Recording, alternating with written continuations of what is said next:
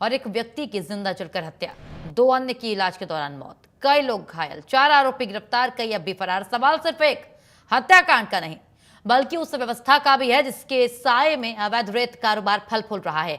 मुख्यमंत्री विष्णुदेव साय ने दोषियों के खिलाफ सख्त कार्रवाई का भरोसा दिया है, तो वहीं कांग्रेस प्रदेश अध्यक्ष दीपक बैज सरकार पर रेत माफियाओं को संरक्षण देने का आरोप लगा रहे हैं। सर्व समाज और क्षत्रिय समाज ने इस पूरे मामले की सीबीआई जांच की मांग उठाई है। वहीं क्या कटघोरी हत्याकांड सिर्फ 2 पक्षों का विवाद है या फिर अवैध रेत कारोबार की खूनी सच्चाई? क्या प्रदेश में रेत माफियाओं के हौसले बुलंद है?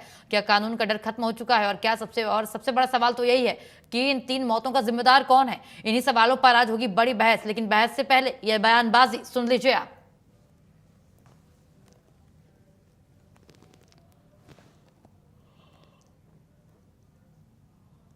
तो ये खूनी कांड हुआ है, लेकिन जिम्मेदार कौन है? बिल्कुल पूरे प्रदेश में सरकार के संरक्षण में रेत माफिया हावी हो गए और पूरे अवैध रेत उत्खनन भारतीय जनता पार्टी के नेता चला रहे, उनके संरक्षण में चल रहा है। और जिस तरह से कोरिया में कल की घटना है कि एक परिवार को सीधा गाड़ी के अंदर बंद कर जला दिया जाता है और 2 लोगों की मौत हुई, 2 लोग गंभीर रूप से घायल है। जिसकी मौत हुई वो भी भारतीय जनता पार्टी का नेता और जिसने जलाया वो भी भारतीय जनता पार्टी का नेता। मतलब अवैध रेत उत्खनन के लिए भारतीय जनता पार्टी के नेता सत्ता के संरक्षण में इस कदर हावी हो गए कि एक दूसरे के खून के प्यासा हो गए और अवैध रेत उत्खनन के लिए गैंगवार चल रहा है। मेरे संज्ञान में है और उसमें पुलिस जांच कर रही है और उसमें अपराधी गिरफ्तार भी हुए हैं और किसी को नहीं बख्शा जाएगा। जांच में जो भी अपराधी पाए जाएंगे सबके ऊपर सख्ती से कार्रवाई। सर, सुशासन की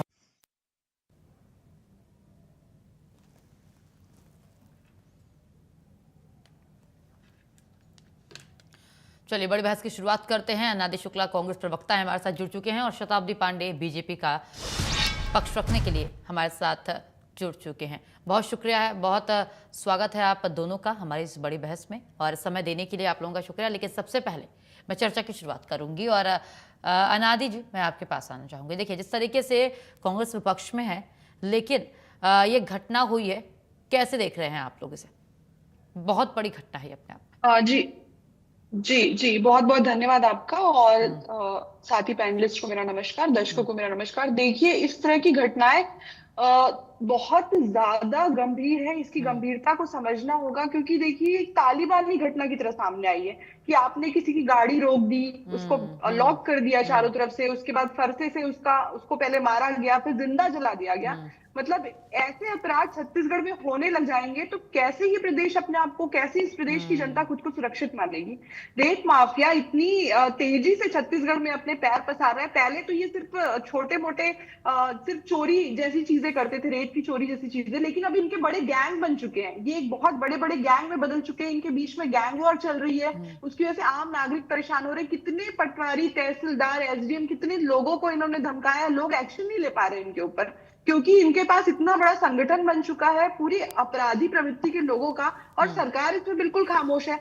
भले वो भाजपा के नेता थे, लेकिन थे तो प्रदेश के नागरिक, और बिल्कुल कांग्रेस उनके साथ खड़ी है। और आप आयरनी समझिए कि उनके परिवार के लोग सीबीआई की जांच की डिमांड कर रहे हैं। मतलब उनको प्रदेश की पुलिस के ऊपर बिल्कुल भरोसा नहीं है कि पुलिस निष्पक्ष जांच करेगी या अपराधियों को दंड मिलेगा। तो इस तरह से ये बहुत गंभीर और जघन्य अपराध है, इसकी बिल्कुल सजा होनी चाहिए। और छोटे मोटे जो सामने के फेस, फ्रंट फेस होते हैं, उनको पकड़ने से काम नहीं चलने वाला। इसके पीछे जो असलियत में लोग हैं, जो इतने सालों से इन माफिया को चला रहे हैं, हर जिले में यही हाल है, पहली घटना नहीं है। और इसके पहले भी हमने देखा कि जांजगीर चांपा में भी हाल फिलहाल में ही गोली मार दी गई थी घर के अंदर घुस करके। इसके अलावा राजनांदगांव में गोली चली थी, पत्रकारों के ऊपर चाकू से हमले हुए हैं। तो कोई भी सुरक्षित नहीं है। मतलब जो रेत माफिया के खिलाफ आवाज उठा रहा है वो भी सुरक्षित नहीं है। प्रशासन जिनके हाथ में इसका कंट्रोल होता है वो भी अपने आप को सुरक्षित महसूस नहीं कर पा रहे। तो इतना बड़ा संगठन एक दिन में तो नहीं बन जाएगा, कहीं ना कहीं इसको संरक्षण मिल रहा है। अघोषित रूप से क्या सरकार इनके साथ में, ये सारे सवालों का जवाब हमें जल्द से जल्द मिलना चाहिए। क्योंकि प्रदेश की जनता खुद को कितना अनसेफ फील कर रही है। पुलिस के पास में जब एफआईआर एक दिन पहले ही दर्ज हुई थी तो कहाँ थी उनकी सुरक्षा देने की? क्या उनकी कोई नियत नहीं थी, या वो देना ही नहीं चाहते, या उनको पता था कि ये सब होने वाला है इसलिए वो खामोश बैठे थे? तो ऐसे बहुत सारे सवाल हैं और इनका जवाब भाजपा को देना चाहिए, सरकार को देना चाहिए, प्रशासन को देना चाहिए। ठीक है शताब्दी जी, मैं आपसे लेना चाहूंगी इसका जवाब। जिस तरीके से देखिए माफियाओं के हौसले बुलंद नजर आ रहे हैं और इतना बड़ा खूनी खेल हुआ, आपकी सरकार है, डबल इंजन की सरकार है, लेकिन फिर इतनी खुली छूट कैसे मिल गई? शताब्दी जी। देखिए, सबसे पहले तो कटघोरी की इस अत्यंत दुखद हृदय विदारक घटना के लिए जान गंवाने वाले सभी लोगों के परिवारजनों के प्रति मैं गहरी संवेदना व्यक्त करती हूँ। अपराधी चाहे कोई भी हो, किसी भी दल से जुड़ा हो, वह अपराधी ही होता है। और ये तय कर पाना कि ये भाजपा के हैं, कांग्रेस के हैं, ये इन सवालों में उलझने की बजाय हमको ये देखना चाहिए कि किसने अपराध किया और किन निहत्थों पर इस प्रकार का जघन्य अपराध उन्होंने किया। और आप सबने सुन ही लिया है कि विष्णुदेव जी ने, हमारे मुख्यमंत्री जी ने कह ही दिया है कि इस पर त्वरित कार्रवाई होगी। और इस बात से भी हमको ये समझना चाहिए कि किस प्रकार से त्वरित 4 लोगों की गिरफ्तारी होती है और आगे भी जितने भी दोषी हैं उनकी गिरफ्तारी होगी, उन पर सख्त से सख्त कार्रवाई होगी।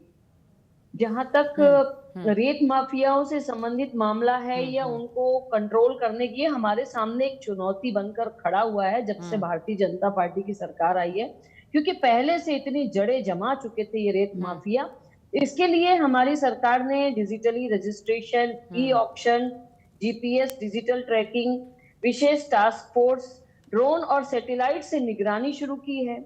और जिला खनिज प्रतिष्ठान और जितने भी समितियां हैं उनको भी इसके लिए सक्रिय किया है। पर्यावरण के नियमों की सख्त पालन के निर्देश दिए गए हैं। चुनौतियां हमारे सामने इसमें हर स्तर पर है और इन चुनौतियों को पार करते हुए निश्चित रूप से जब से ये डिजिटल रजिस्ट्रेशन और ई ऑक्शन की बात आई है, मैं आपको बता दूं, उसके बाद से ये जो खूंखार तरीके की जो घटनाएं हमको देखने को मिल रही है वो इसीलिए मिल रही हैं क्योंकि इसके पहले इनको पूरी तरीके से संरक्षण प्राप्त था और इस प्रकार का इनको तकलीफों का सामना नहीं करना पड़ता था। लेकिन भारतीय जनता पार्टी की सरकार ने ई ऑक्शन की जब से बात कर दी है तब से बहुत तकलीफ हो गई इनको और ये चुनौतियां हैं निश्चित रूप से हमारे सामने और इसका मुस्तैदी से हम सामना कर रहे हैं। सब जगह ड्रोन के द्वारा निगरानी से तो कितने लोग पकड़े गए, ये आंकड़े अगर हम देखेंगे तो जो बातें सामने आती है उससे कई गुना ज्यादा है। तो ये सब प्रशासनिक मुस्तैदी और जिस प्रकार से निगरानी रखी जा रही है, जिस प्रकार से ट्रैकिंग की जा रही है, उसी का परिणाम है कि ये लोग ऐसे बौखला रहे हैं। जहां तक मामला इस घटना का है, बहुत दुखद है, बहुत दुखद है। छत्तीसगढ़ में इस प्रकार की घटनाएं बिल्कुल नहीं होनी चाहिए और इसके रोकथाम के लिए जो भी सख्त से सख्त कदम उठाने पड़ेंगे हमारी सरकार के द्वारा उठाए जाएंगे क्योंकि विष्णुदेव साय जी ने पहले ही कह दिया है और जीरो टॉलरेंस की सरकार है। आप देख रहे हैं कि जहां पर भी इस प्रकार की घटनाएं आ रही, पहले ऐसा होता था ऐसी घटनाओं को दबा दिया जाता था, लेकिन ऐसा अभी नहीं हो रहा है। अब ये घटनाएं सामने आ रही हैं, अपराधी चाहे किसी भी वर्ग का व्यक्ति हो, कोई भी हो। और मैं बता दूं कि बिल्कुल मैं बहुत कहना विनम्रता से इस बात को कहना चाहूंगी कि किसी भी पार्टी से इसको न जोड़ा जाए। ये निश्चित रूप से अपराधियों का मामला है, अपराध करने वालों का मामला है, इसको देखना चाहिए। और जिन निहत्थों के साथ ये हुआ है उनके प्रति गहरी संवेदना हम व्यक्त करते हैं और उनको न्याय दिलाने के लिए भरसक प्रयास हमारी सरकार के द्वारा किया जाएगा।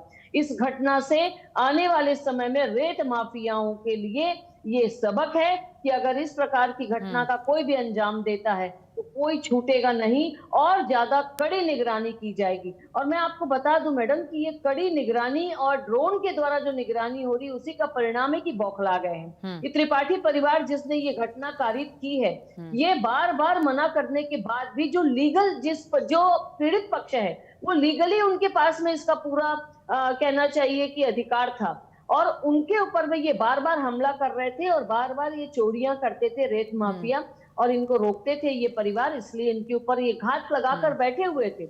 और जहां से ये जा रहे थे इनकी गाड़ी के ऊपर में इन्होंने जो वार किया, जिसकी वजह से गाड़ी जो है वो लॉक हो गई, उनकी लॉक ओपन नहीं हो पाया और वो अंदर उनको जो है इस प्रकार से इन्होंने पेट्रोल डीजल छिड़क दिया और वो भस्म हो गए। लेकिन ये इस प्रकार की घटना बहुत दुखद और बहुत द्रवित करने वाली घटना है। ऐसी घटना नहीं होनी चाहिए, नहीं होनी चाहिए। ठीक है। अनादि जी, मैं आपका रुख करना चाहूंगी। देखिए, ये जो आज माफिया, चाहे रेत माफिया हो चाहे किसी भी प्रकार के माफिया हो, लेकिन जो सबसे बड़ी सरदर्दी बनी हुई है छत्तीसगढ़ के लिए वो रेत माफियाओं की है। वो जिस तरीके से जो अपने कार्य हैं कारित कर रहे हैं, बहुत बड़ी परेशानी बनी हुई है वो छत्तीसगढ़ के लिए। सरकार लगातार एक्शन ले रही है, कोर्ट का भी जवाब इस पर आ चुका है कि अब जो इसके मेन माफिया हैं, जो इसके प्रमुख है, उनको पकड़िए, छोटे छोटे लोगों को पकड़ने से कुछ नहीं होने वाला। लेकिन ये बात ये भी है ना अनादि जी कि इनका आज जन्म नहीं हुआ है, ये बहुत पहले से जन्मे थे, अब तो ये फल फूल रहे हैं, अभी ये बढ़ रहे हैं। तो जब कांग्रेस की सरकार थी तब आप लोगों ने इस ओर ध्यान क्यों नहीं दिया और इनको यहां तक पहुंचने ही क्यों दिया गया? जी, मैं शताब्दी जी की बातों से पूर्णतः सहमत हूँ कि बहुत दुखद घटना है। ऐसी घटना बिल्कुल नहीं होनी चाहिए, बिल्कुल भी क्षमा योग्य नहीं है। अपराधियों को कड़ी से कड़ी सजा मिलनी चाहिए। लेकिन जो वो बार बार ई ऑक्शन की बात कर रही थी, तो आप एक बात बताइए कि अगर ई ऑक्शन से सब कुछ ऑनलाइन और पारदर्शी है इतना ही, तो फिर जमीन पर किस तरह की लड़ाइयां चल रही है और क्यों चल रही है? अगर जमीन पर पुरानी गुंडागर्दी और वसूली का खेल तो जारी है, उसी तरह से जारी है, तो फिर कैसे आप मान लेंगे कि ये ई ऑक्शन सही था? ठीक है, और आपने क्या किया इसको ई ऑक्शन के नाम पे? क्या सच में आप लोगों ने फेयरली डिस्ट्रीब्यूशन किया है सरकार ने, या फिर रसूखदारों और बाहर के जो लोग होते हैं, बड़े बड़े व्यापारी होते हैं, उनको लाइसेंस बांट दिया, इस वजह से ये खूनी खेल चल रहा है? तो इसमें सरकार की जिम्मेदारी है। और जैसा शताब्दी जी कह रही थी कि पहले से ही इनके बीच में काफी लंबे समय से संघर्ष चला आ रहा था, तो क्या पुलिस की कोई जिम्मेदारी नहीं बनती? मैंने ये पहले भी पूछा था कि पुलिस को प्रोटेक्शन देना चाहिए था जब इस लेवल पे चीजें चल रही थी वहां पे। तो और देखिए, आप बिल्कुल सही कह रही है कि ये एक दिन में नहीं होता, पहले से होता आ रहा है। तो 5 साल के पहले तो रमन सिंह जी की सरकार थी जब नया नया छत्तीसगढ़ बना था, उसके पूरे 15 साल भाजपा ने सरकार ने राज किया है छत्तीसगढ़ पे। तो उस समय जो चीजें इन्होंने जैसे निर्धारित की थी उसी हिसाब से शायद आगे भी आज भी चल रही है। ऐसा लगने लगा है कि हर एक जिला छत्तीसगढ़ का हर एक जिला अघोषित रूप से बीजेपी के किन्हीं विधायकों को, बीजेपी के किन्हीं नेताओं को दे दिया गया है, तभी तो ये चीजें इतनी आगे बढ़ रही है। आप बताइए, अगर सरकार इतनी स्ट्रिक्ट होती, इतना ही सब कुछ सही चल रहा होता, पारदर्शिता होती, ट्रांसपेरेंसी होती इतनी ज्यादा, तो माफिया, जो रेत माफिया है, उनको इतना संबल कैसे मिलता? कोई ना कोई उनके पीछे खड़ा है, बैकबोन है उनकी कहीं ना कहीं। या तो प्रशासन उनकी मदद कर रहा है, या तो शासन उनके साथ में खड़ा हुआ दिखाई देता है। इस वजह से इनके हौसले इतने बुलंद कैसे हो गए? मतलब आप किसी को जिंदा जला करके मार देने की साजिश रच रहे हैं और आप उसमें कामयाब भी हो रहे हैं, आपने वो फुलफिल कर दिया है, तो आप इसको कैसे कर पा रहे हैं? इसके पीछे बहुत बड़ा फेलियर नजर आता है हर तरफ से, और उनका परिवार भी इसी चीज को मान रहा है। अगर मुख्यमंत्री जी फेयर जांच कराने की बात कर रहे हैं कि हम अपराधियों को दंड देंगे, तो घर वालों की बात मान लीजिए और सीबीआई से जांच करवा लीजिए, दूध का दूध और पानी का पानी हो जाएगा आने वाले समय में। लोगों को भी तसल्ली रहेगी कि हाँ, सरकार इस हद तक आगे बढ़कर के रेत माफिया को खत्म करने का काम कर रही है। और एनजीटी की जो बातें होती है, जिसमें आई थिंक 6 जून से लेकर के अक्टूबर के मंथ तक रेत उत्खनन टोटल बंद करने की बात की जाती है, उसका इम्प्लीमेंटेशन भी कहीं नहीं दिखाई देता है। तो इसमें तो प्रशासन भी पूरी तरह से फेल है। तो ये सत्ता पक्ष की जिम्मेदारी है ना कि वो कैसे न्याय व्यवस्था को, कानून व्यवस्था को और ग्रीन ट्रिब्यूनल की जो चीजें होती है उनको कैसे अप्लाई कर रही है। तो इस पे तो हर जगह पर फेलियर ही दिखाई दे रहा है सरकार का। सवाल तो बिल्कुल जायज है हमारे। ठीक है, शताब्दी जी जवाब दीजिए। देखिए, बहुत आसान होता है ना चैनल पर बैठकर ये कह देना कि सरकार फेलियर है। ऐसा कैसे हो सकता है? कोई भी पार्टी की सरकार जब सरकार में होती है तो वो ये क्यों आरोप सहन करेगी कि वो फेलियर है? भरसक प्रयास किए जाते हैं, चुनौतियां बहुत ज्यादा होती हैं, स्वयं अनादि जी ने भी कहा कि पहले से चली आ रही ऐसी घटनाओं पर कंट्रोल क्यों नहीं कर पा रही है सरकार। तो पहले से जड़े जमा चुके ये रेत माफिया अलग अलग तरीके से, खूंखार तरीके से ये प्रयास करते हैं, और आज वर्तमान समय पे जब इन पर नकेल कसी जा रही है ना, तो ये बौखला से गए हैं और इस प्रकार की घटनाएं सामने आ रही हैं। और निश्चित रूप से आने वाले समय में, अभी तो बहुत ज्यादा कंट्रोल कर लिया गया है, अब तो ऐसी जो है छुटपुट घटनाएं ही केवल सामने आती हैं, लेकिन हम देखेंगे कि ऐसी हजारों घटनाओं को कंट्रोल कर लिया गया है। लेकिन ये जो वर्तमान जो कोरिया जिले की घटना आई है, ये बहुत बड़ी घटना है और बहुत दिल को दहला देने वाली घटना है।